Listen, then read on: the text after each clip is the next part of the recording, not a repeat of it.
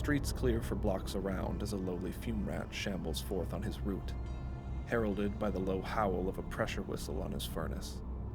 Pops and hisses echo through the empty streets. Shutters close and doors lock as the fume rat approaches. Wax-lined tarps are rolled down over entryways, and gaps in the paneling are stuffed with soaked rags. To call a fume rat's presence unpleasant would be a great understatement. They produce a pungent cocktail of uniquely foul odors.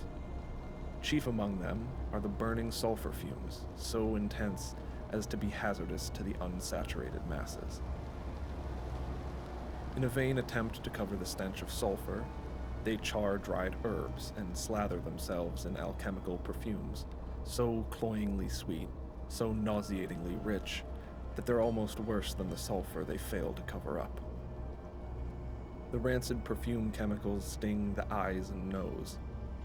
The intense radiating heat from the furnace blisters the skin, and the noxious fumes hang so heavily in the air that breathing becomes nearly impossible, and the rotten taste of sulfur lingers in the back of the throat for hours after.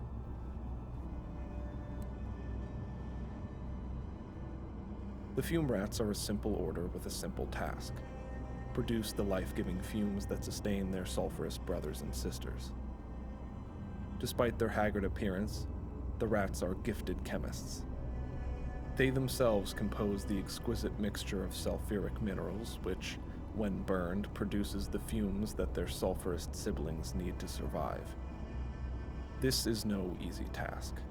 Dozens of factors such as elevation, humidity, time of year, and even the chemical composition of the region's soil can affect their work. The slightest mistake can produce a fume that is deadly even to the saturated.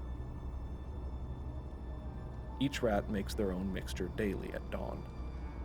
They work without equations, chemical charts, or advanced measuring tools. Instead, they simply intuit the correct proportions with remarkable precision, meeting the unique needs of the coming day. In many ways, their craft is more of an art than a science, and each mixture is a new masterpiece. Some say their skill with the chemical arts rival that of even the famed alloy engineers of the Golden Armory. Yet, in the hierarchy of the Empire and the court of lawful alchemy, fume rats are the lowest of the low, often seen as nothing more than mindless grunts, vermin befitting their order's name. But they know the value of their work, and they take their title without ego.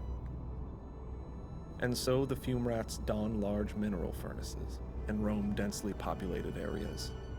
Their heavy whalehide robes serve a dual function. Firstly, they help dampen the intense body odor that all sulfurists produce. Secondly, they, along with a thick asbestos undershawl, insulate against the heat of the furnace. Even though saturated sulfurists show a great resilience against heat, the prolonged exposure can still cause burns. Special alchemical salves are applied daily to alleviate the pain and heat scarring. Their garb is incredibly heavy, claustrophobic, and uncomfortable, but the fume rats are a pragmatic order, and function supersedes personal comfort. A large sulfur bladder below their chin holds their personal supply of fumes, while their chimney-like hood funnels their exhalations upward so as to not contaminate the product of their furnace. Every so often, another sulfurist approaches, drawn by the fume rat's whistle. The rat only stops when approached by a sulfuric sibling. They do not acknowledge or speak to anyone else. From under their thick whalehide drapes, the rat produces a brass-tipped tube which fits into a small mechanism on the sulfurist's belt, siphoning the contents of the rat's furnace into their personal sulfur bladder. Sulfurists cannot survive more than a few hours without these fumes, and a single rat can sustain as many as 100 of their brothers and sisters a day. It's customary for sulfurists who refill at a fume rat to drop a silver cressing into the rat's pouch as payment. The labor of a fume rat is unforgiving and thankless, so the extra coin goes a long way.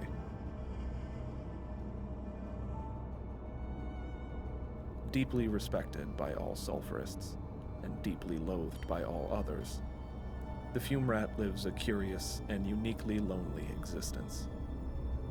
Few outside sulfuric orders respect the importance of their work. Many avoid the fume rats out of fear, as any violence or obstruction against them is almost immediately met with harsh retaliation by surrounding sulfuric orders. In fact, it was the death of a single rat in the great capital city of Mander which caused the Threefold War, a campaign of infighting and destruction which nearly toppled the Empire. The rat's fumes sustain the lives of all sulfurists, so the sulfuric will suffer no hostility against them. The selection process for fume rats is unconventional by most standards. Sulfuric orders do not make decisions based on standard reasoning or empirical data. They are instead driven by feeling and intuition. Deep meditation, introspection, and soothsaying reveal answers in ambiguous ways.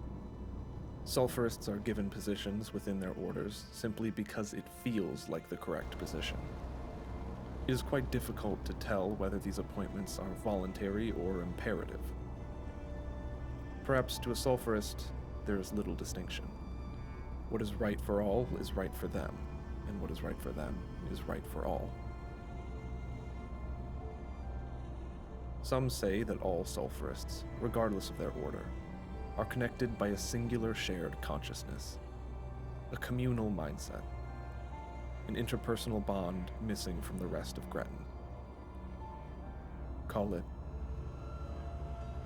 empathy.